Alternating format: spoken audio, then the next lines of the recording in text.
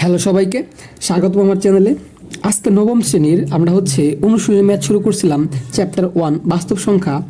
সেটা ধারাবাহিকতায় আজকে আমরা 14 থেকে শুরু করব। গত ভিডিওতে আমরা 13 পর্যন্ত কমপ্লিট করেছিলাম। সো তোমরা যারা দেখো নাই অবশ্যই প্লেলিস্ট থেকে দেখে নেবে, আমি কমেন্ট বক্সে লিঙ্ক দিয়ে দিব। আর দেখো আমাদের 14 নম্বরে বলছে যে সদিশ আবৃত দশমিক ভগ্নাংশে প্রকাশ করো। একটু খেয়াল করো, সদিশ বলতে বুঝি যে দুইটা, এখানে ধরো এই একটা দেওয়া আছে, দুইটারই পদ সংখ্যা সমান হইতে হবে, দুইটারই তোমার ধরো পৌনঃপুনিক সমান হইতে হবে, অথবা অনাবৃত যে অংশটা থাকবে সমান হইতে হবে। এটা দ্বারা বেসিক্যালি বুঝি সদিশ। একটু খেয়াল করো, এইখানে 2.23, এইখানে অনাবৃত অংশ আছে একটা অর্থাৎ 2, আর আবৃত আছে একটা। বাট একটু পরেরটা খেয়াল করলে দেখবা যে এইখানে অনাবৃত অংশ আছে একটা, বাট আবৃত অংশ আছে দুইটা। এরকম না, আমাদের দুইটাই পদকেই সদিশ করতে হবে। সো এটা করার জন্য আমাদের কিছু রুলস ফলো করতে হবে, বেশি না, দুইটা রুলস মনে রাখতে হবে সবসময়। তো আমরা 1 নাম্বারে তুলে নিই। 1 নাম্বারে বুঝলে বুঝবা। ক নাম্বারটা আমরা 14 করতেছি। ক নাম্বার 2.23। আর যারা ভাই আমার চ্যানেল নতুন, অবশ্যই আমার চ্যানেলটা সাবস্ক্রাইব করবা। এইটা আর 5.235 পৌনঃপুনিক, 235 পৌনঃপুনিক। আচ্ছা দেখো, এইটা করার জন্য তোমাকে একটা জিনিস মনে রাখতে হবে, অনাবৃত অংশ এবং আবৃত অংশটা কয়টা, এটা তোমাকে বের করতে হবে। এটা কীভাবে বের করবা একটু খেয়াল করো। আগে সাইডে লিখে নিবা, এটা সাইডে রাফে লিখে নিবা, সহজ বুদ্ধি, যে অনাবৃত আর আবৃত। ওকে, এখন দেখো একটু খেয়াল করো, অনাবৃত কয়টা আছে? এইখানে অনাবৃত আছে একটা। অনাবৃত তুমি কিভাবে চিনবা? দেখো, এই পৌনঃপুনিকের বাম পাশে এবং দশমিকের ডান পাশে যে কয়টা অঙ্ক থাকবে সেই কয়টা অঙ্কে অনাবৃত বলা হয়। একটু খেয়াল করো ভাইয়া, যে পৌনঃপুনিকের বাম পাশে আছে 2 এবং দশমিকের ডান পাশেও আছে 2, একটা 2 আছে শুধুমাত্র। তার মানে অনাবৃত অংশ আছে এইখানে আছে একটা। এইখানেও দেখো, পৌনঃপুনিকের বাম পাশে দশমিকের ডান পাশে এইখানে অনাবৃত অংশ আছে কয়টা? একটা। এখন তোমাকে যেটা করতে হবে, যে দুইটার মধ্যেই অনাবৃত অংশ যদি যেখানে বেশি থাকবে ওইটা লিখতে হবে। কিন্তু এখানে অনাবৃত একটা, এখানে অনাবৃত একটা, তাহলে অনাবৃত অংশ একটা। যদি কখনো কোনো ম্যাথে আমরা সামনে গেলে পাবো, যদি কখনো কোনো ম্যাথে ধরো একটা অনাবৃত অংশ আছে একটা, আরেকটাতে অনাবৃত অংশ আছে 2টা, তখন তোমাকে 2 লিখতে হবে। এটা টেকনিক। হ্যাঁ, যদি দেখো একটাতে অনাবৃত অংশ আছে 2টা, অপরটাতে অনাবৃত অংশ আছে 3টা, তখন অনাবৃত অংশ লিখতে হবে 3টা। অর্থাৎ অনাবৃত অংশ যেটার মধ্যে বড় থাকবে ওই সংখ্যাটা লিখতে হবে। কিন্তু এইখানে অনাবৃত একটা, এখানে অনাবৃত একটা, সো আমরা অনাবৃত একটাই লিখবো। আর আবৃত দেখো, আবৃত এখানে 3-এর উপর 5-এর উপর, অর্থাৎ 2টা অঙ্কের উপর আবৃত, তার মানে এখানে আবৃত আছে 2টা আর এইখানে আবৃত আছে একটা। এখন তুমি কোনটা নেবা? 2টা নেবা না একটা নেবা? এখন তোমাকে এই 2 আর 1-এর লসাগু করে নিতে হবে। আর আমরা জানি 2 আর 1-এর লসাগু কত হবে? 2 হবে। সো আবৃত অংশ আছে কয়টা? 2টা। আমি এইটুকু যদি বুঝতে পারো তাহলে তুমি পুরো ম্যাথটা পারবা। আরেকবার বলতেছি, যে 2টার মধ্যেই অনাবৃত অংশ যেটাতে বেশি থাকবে ওইটা লিখবা, আর আবৃত অংশ দেখবা যেটাই আসুক, যেমন এখানে আসলে 2টা, এখানে আছে একটা, তাহলে এইখানে একটা, এখানে 2টা, এই 1 আর 2-এর লসাগু করে লিখবা। এটুকু তো ক্লিয়ার। এখন আমরা আমাদের মতো সাজাবো, যে এদেরকে সদিশ, এই লেখাটা সবসময় লিখতে হবে, সদিশ আবৃত দশমিক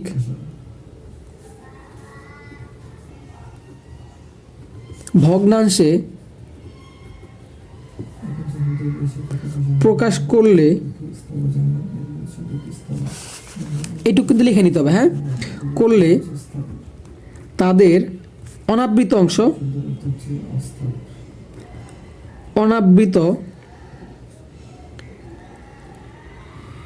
অঙ্ক অনাবৃত অঙ্ক কটা বের করছি আমরা? একটা। আর কিভাবে বের করছি কিন্তু বুঝাইছি তোমাকে কেমনে করতে হবে। হ্যাঁ, একটি এবং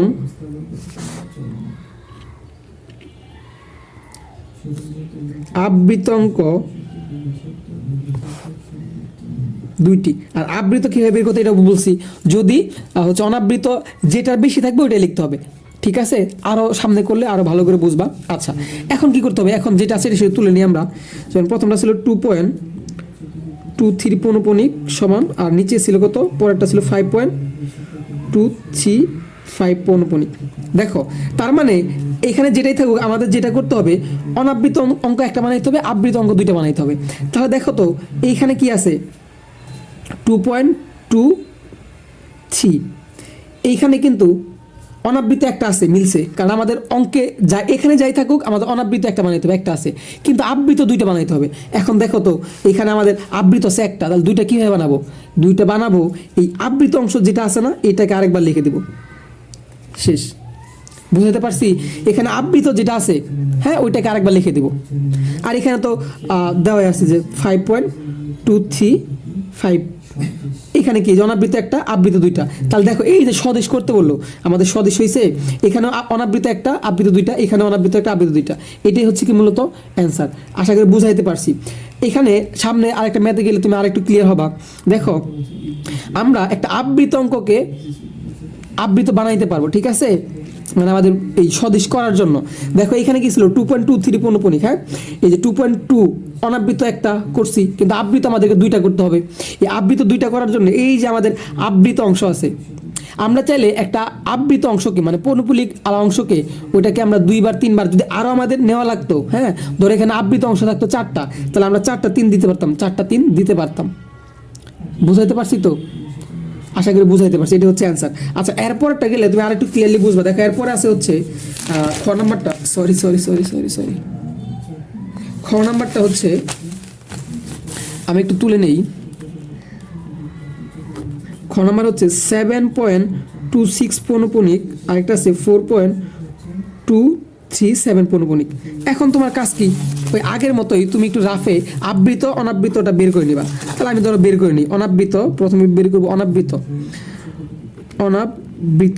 তারপর বের করবো হচ্ছে আবৃত। এটা রাফে করবা, ঠিক আছে? কয়টা অনাবৃত ক্ষেত্রে কি বলছিলাম, এখানে অনাবৃত আছে একটা, এখানে আছে দুইটা। তাহলে তোমাকে কি মনে করতে হবে? অনাবৃত যেটাতে বেশি থাকে ওইটাই লিখতে হয়। এখানে ছিল দুইটা, এখানে একটা, তার মানে এখানে আসবে 2। অনাবৃত যেটাতে বেশি থাকে ওইটাই লিখতে হয়। এখানে দুইটা, এখানে একটা।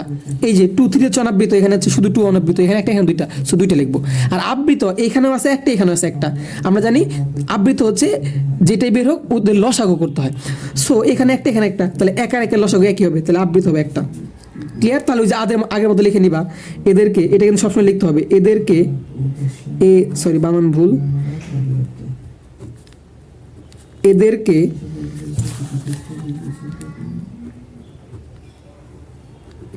সদিশ আবৃত, আমাদের সদিশ আবৃত দশমিক ভগ্নাংশে প্রকাশ করতে বলছে, এই জন্য লিখতেছি আবৃত দশমিক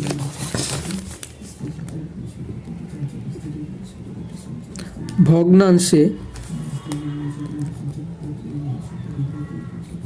প্রকাশ করলে তাদের, আমরা কিন্তু আগেই অ্যান্সারটা বের করে ফেলছি, জাস্ট ফর্মালিটি বসাই দেবো, তাদের অনাবৃত অংশ বের করছিলাম না, কীভাবে বের করছি এটা তোমরা জানো। তাদের অনাবৃত অঙ্ক দুইটি এবং আবৃত অঙ্ক একটি। ক্লিয়ার? এখন আমরা জাস্ট যেটা আছে তুলে নিব। প্রথমে ছিল কি 7.26 পৌনপুনিক, আর একটা ছিল কত 4.237 পৌনপুনিক। এখন আমরা এটার মতো করে মিলাই নিব। দেখো তাহলে আমাদের অনাবৃত অঙ্ক দুইটা বানাইতে হবে, আবৃত অঙ্ক কী করতে হবে? আমাদের আবৃত অঙ্ক করে কী করতে হবে? একটা বানাইতে হবে। তাহলে দেখো 7.2 এখানে আছে, অনাবৃত অঙ্ক একটা আছে, আমাদের দুইটা তো বানাইতে হবে, এই যে আমার দুইটা বের করতে হবে। এই যে পৌনপুনিক উপর যেটার উপর পৌনপুনিক আছে না, ওইটা আমরা একটা বাড়ায় দিব। এর মানে হচ্ছে তুমি যেটার উপর পৌনপুনিক থাকে ওইটাকে তুমি অনাবৃত বানাইতে পারবা, বাট একটা অনাবৃতকে চাইলেই তুমি আবৃত বানাইতে পারবা না। অর্থাৎ যেটার উপর পৌনপুনিক থাকে ওইটাকে তুমি চাইলে হচ্ছে কি করতে পারবা? অনাবৃত বানাইতে পারবা। যেমন এখানে কি ছিল 6-এর উপর পৌনপুনিক, আমি 6টাকে অনাবৃত বানাইতে পারবো, কিন্তু একটা অনাবৃতকে চাইলে আমি আবৃত বানাইতে পারবো না। এই দেখো, তাহলে আমাদের কন্ডিশন কি ছিল? অনাবৃত অঙ্ক দুইটা থাকতে হবে, তাহলে অনাবৃত অঙ্ক দুইটা বানাইছি, আর আবৃত একটা থাকতে হবে, একটা বানাইছি। আর এটা তো তোমার সবসময় দেখবা নিচেটা ওরা আলটিমেটলি আগেই মিলা যায়, 4.23 7 পৌনঃপুনিক। এই তো এটাই হচ্ছে কি আমাদের সদৃশ্য, এটাই হচ্ছে অ্যান্সার। এই যে এখানে অনাবৃত দুইটা, এখানে দুইটা, এখানে একটা একটা, আমাদের অঙ্ক মিলে গেছে। এর মানে হচ্ছে ভাইয়া তুমি একটা আবৃত অঙ্ক অর্থাৎ যেটা পৌনঃপুনিক থাকে ওটাকে চাইলে তুমি কি করতে পারবা, অনাবৃত বানাইতে পারবা, ঠিক আছে। কিন্তু একটা অনাবৃতকে তুমি আবৃত বানাইতে পারবে না, যেমন 2 এর উপরে তুমি 0 দিতে পারবা না। আচ্ছা, তাহলে এখন আমরা দেখবো হচ্ছে গ নাম্বারটা। তো দেখো গ নাম্বারটা করলে আরো ক্লিয়ারলি বুঝবা। গ নাম্বার হচ্ছে তুলে নেই, প্রথমে আছে 5.7 পৌনঃপুনিক, তারপর আছে হচ্ছে 8.34 পৌনঃপুনিক, 8.34 পৌনঃপুনিক, তারপর আছে হচ্ছে 6.245 পৌনঃপুনিক, 6.245 পৌনঃপুনিক, 2 আর 5 এর উপর। আচ্ছা, তো এটাও কি করতে হবে আমাকে, প্রথমে অনাবৃত আর আবৃতটা রাফে বের করে নিতে হবে। তাহলে এটা হচ্ছে অনাবৃত আর এটা হচ্ছে আবৃত, এটা রাফে বের করে নেব। তাহলে দেখো অনাবৃত বের করার নিয়ম কী ছিল, এখানে কোনো অনাবৃত আছে নাই, এখানে নাই, এখানেও নাই, দেখো কোনোটাই কিন্তু কি নাই, অনাবৃত নাই। তাহলে অনাবৃত 0, এই তিনটা পদের মধ্যে এখানেও কোনো অনাবৃত নাই, এখানেও নাই, এখানেও নাই। অনাবৃত বের করা বোঝার নিয়ম কি, যে পৌনঃপুনিকের আগে থাকতে হবে, দশমিকের পরে কোথাও নাই। কিন্তু আবৃত কয়টা আছে, এখানে 3, এখানে 2, এখানে একটা, এখানে 2টা, এখানে 3টার উপর। তাহলে আমাদের এই 1, 2 আর 3-এর লসাগু যেটা হবে সেটা হচ্ছে আবৃত অঙ্ক।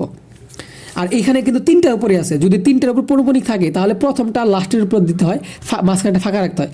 এটা দ্বারা বোঝা হচ্ছে এটা 3টার উপরে পৌনঃপুনিক আছে। তার মানে এখানে একটার উপর ছিল, এখানে 2টা, এখানে 3টা, তাহলে 1 আর 2 আর 3 এর লসাগু। তাহলে এখানে হচ্ছে লসাগু কত হবে, 2 আর 3কে কী করতে হবে, গুণ করতে হবে 6। তার মানে আমাদের আবৃত অঙ্ক হবে 6টা।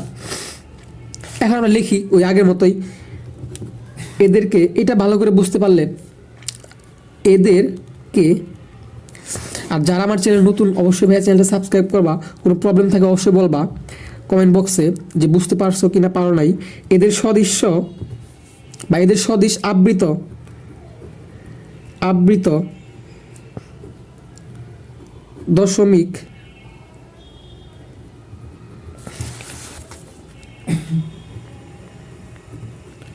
ভগ্নাংশে প্রকাশ করলে তাদের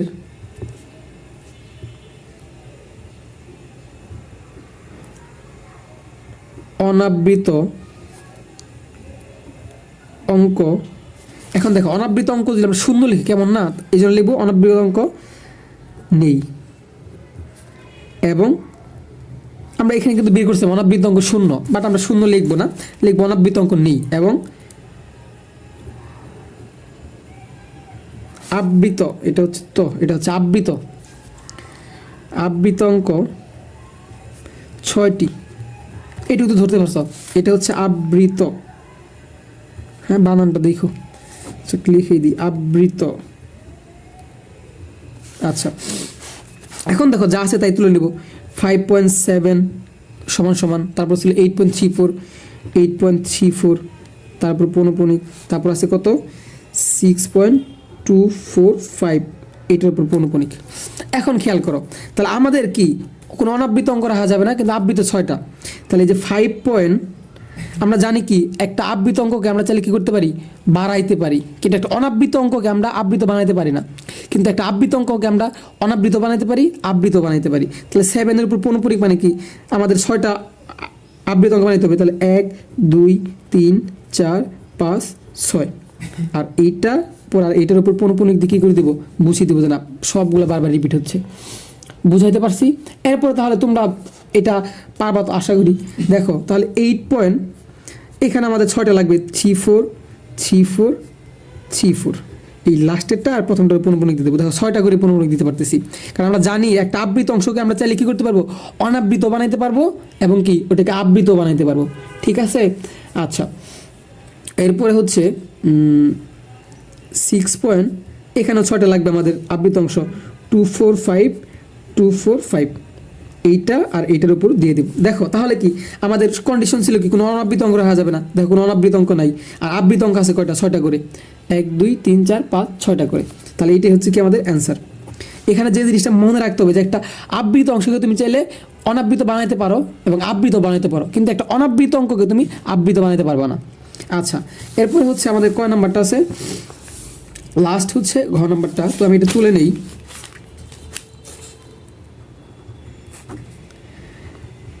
12.32, তারপরে হচ্ছে কি আছে 2.19 পৌনঃপুনিক, তারপর আছে হচ্ছে 4.3256 পৌনঃপুনিক। আচ্ছা, তাহলে এটা আমরা কীভাবে করব? দেখো আগের মতোই আমাদের কি এই আবৃত আর অনাবৃতটা বের করে নিতে হবে রাফে। এটা হচ্ছে অনাবৃত, এটা হচ্ছে আবৃত, শর্ট করে লিখলাম, এটা রাফে কিন্তু বের করবা। একটু খেয়াল করো, এইখানে অনাবৃত আছে কয়টা, অনাবৃত আছে 2টা, এইখানে অনাবৃত আছে 1টা, এইখানে অনাবৃত আছে 2টা। তার মানে আমরা জানি অনাবৃত যেটাতে বেশি থাকে ওটা লিখতে হয়, তাহলে 2টাই বড়, সো অনাবৃত অংশ হচ্ছে 2। তারপর আবৃত অংশ হচ্ছে কয়টা, এখানে কোনো আবৃত অঙ্ক নাই, এখানে 1টা, এখানে 2টা, তাহলে 1 আর 2 এর লসাগু যেটা সেটাই, তাহলে 1 আর 2 এর লসাগু হচ্ছে কত, 2। আবৃতের ক্ষেত্রে তোমার লসাগু করতে হয়, মানে যেটার মধ্যে যে কটা থাকে, এখানে 1টাও নাই, এখানে 1টা, এখানে 2টা, তাহলে এই 1 আর 2 এর লসাগুই হচ্ছে আবৃত অঙ্কে লিখবো। আর অনাবৃত যেখানে বড় থাকবে ওখানে, ঠিক আছে? তাহলে আমরা আগের মতো লিখবো, এদেরকে ওই এটা লিখতে হবে, এদেরকে সদিশ দশমিক ভগ্নাংশে, এটা কিন্তু রাফে আমি বের করে নিছি, হ্যাঁ তোমরাও রাফে বের করে নিবা আগেই,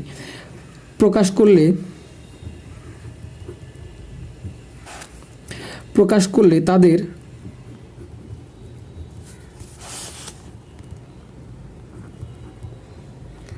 অনাবৃত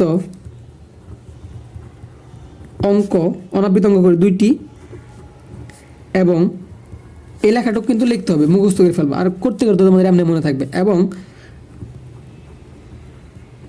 আবৃত অঙ্ক 2টি। ওকে, এখন আমরা জাস্ট তুলে নিই। প্রথমটা হচ্ছে 12.32 সমান সমান, তারপরটা হচ্ছে 2.19 পৌনঃপুনিক, তারপরে হচ্ছে 4.3256 পৌনঃপুনিক। আচ্ছা, এখন আমাদের কি করতে হবে, আবৃত অনাবৃত 2টা। এখন একটু খেয়াল করো তো, এই যে 12.32 আমাদের অনাবৃত অংশ 2টা হয়েছে, কিন্তু আমাদের আবৃত 2টা বানাইতে হবে। তোমাদের কিছুক্ষণ আগে বলছি যে তুমি একটা অনাবৃত অঙ্ককে চাইলে আবৃত বানাইতে পারবা না, বাট একটা আবৃত অঙ্ককে চাইলে তুমি অনাবৃত আবৃত 2টাই বানাইতে পারবা। এখানে তো তাহলে আমাকে আবার কি করতে হবে, আবৃত 2টা বানাইতে হবে, কারণ আমাদের অনাবৃত 2টা, আবৃত 2টা। তাহলে আমরা এখন আবৃত কীভাবে বানাবো? যখনই এরকম হবে যে না আমাদের কোনো আবৃত নাই, কিন্তু আমাদের 2টা বা 3টা বানাইতে হবে, তখন আমি এখানে কি করব, তখন এখানে আমি 2টা শূন্য দিয়ে দেব, কারণ দশমিকের পরে শূন্যের কোনো দাম নাই। এটা 2টা অনাবৃত বানাইছি। এই দেখো এখানে আমি 3 2 আবার চাইলে যদি এইরকম লিখতাম, দেখো 12 পয়েন্ট, এটা কিন্তু বোঝানোর জন্য 3 2 এটার পৌনঃপুনিক দিতাম, তাহলে কিন্তু হইতো না, ভুল। কারণ এই 3 2টা কিন্তু অনাবৃত, আমি অনাবৃতকে চাইলে আবৃত বানাইতে পারি না, কিন্তু আবৃতকে চাইলে এর আগে দেখাইছি আবৃত 2টাই বানাইতে পারি। তাহলে আমাকে তো এখানে হচ্ছে অনাবৃত 2টা আছে, কিন্তু আবৃত তো 2টা বানাইতে হবে, এই জন্য আমি 2টার উপর পৌনঃপুনিক, 2টা শূন্যের উপর পৌনঃপুনিক দেবো। এখানে যদি 3টা থাকতো আবৃত, তাহলে 3টা শূন্যের উপর পৌনঃপুনিক দিতাম, কারণ শূন্য দশমিকের পরে, দশমিকের ডানে শূন্যের দাম নাই, বুঝতে পারছো তো? আর এটা তাহলে কি হবে, 2.19। হ্যাঁ, আমাদের অনাবৃত বানাইতে হবে কয়টা, 2টা। দেখো আমরা চাইলে একটা আবৃতকে অনাবৃত বানাইতে পারি, রাখলাম, তারপরে আমাকে কি করতে হবে, আবার আবৃত 2টা বানাইতে হবে, কারণ আমি জানি যে একটা আবৃতকে অনাবৃত বানাতে পারি, আবৃত বানাতে পারি। এই জন্য আমার কন্ডিশন পুরা করার জন্য অনাবৃত একটা ছিল, আমি আরেকটা 9 দিয়ে বানাইলাম, কারণ একটা আবৃতকে অনাবৃত বানাতে পারি, আর আবৃত আমাকে 2টা নিতে হবে, এই জন্য 2টা 9-এর উপর 2টা পৌনঃপুনিক দিয়ে দিয়েছি, কারণ আমি একটা আবৃতকে অনাবৃত 2টা বানাতে পারবো। আর এখানে তো সরাসরি মানে লাস্টে যেটা থাকে এটা আলটিমেটলি কন্ডিশন পূরণ করে দেওয়া থাকে 5 6। তাহলে দেখো এই তো, হ্যাঁ এখানে 2টা অনাবৃত 2টা আবৃত, 2টা অনাবৃত 2টা আবৃত, 2টা অনাবৃত 2টা আবৃত, এটা হচ্ছে অ্যান্সার। সো পরবর্তী ভিডিওতে আমরা হচ্ছে 15 থেকে যোগ বিয়োগ শুরু করবো। সো আজকের মতো এই পর্যন্ত, ভালো থাকবা, সুস্থ থাকবা, আর সাবস্ক্রাইব অবশ্যই করবা। টাটা।